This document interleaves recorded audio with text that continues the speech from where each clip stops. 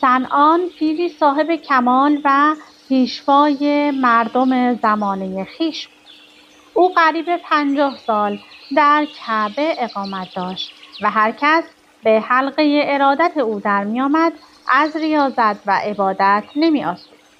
وی خود نیز هیچ سنتی را فرو نمی‌گذاشت و نماز و روزه بی‌حد به جا می‌آورد. او حدود 50 بار حج کرده و در کشف اسرار معنوی به مقام کرامت رسیده بود. وی چند شب پیاپی خواب می‌بیند که مقیم روم شده و بر یک بت سجده می‌کند. او با مریدانش به روم سفر می‌کند و در آنجا دختری ترسایی یا مسیحی را می‌بیند و عاشق او می‌شود. وی بیش از 1 ماه برای وصال دختر عجز و لابه می‌کند.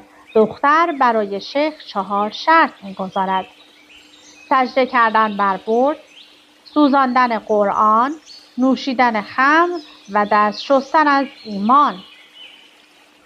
صنعان علاوه بر اجرای این شروط 1 سال نیز به جای کابین دختر برای او خوکبانی می‌کند. مریدان از بازگشت او ناامید می‌شوند و به دیار خود باز می‌گردند.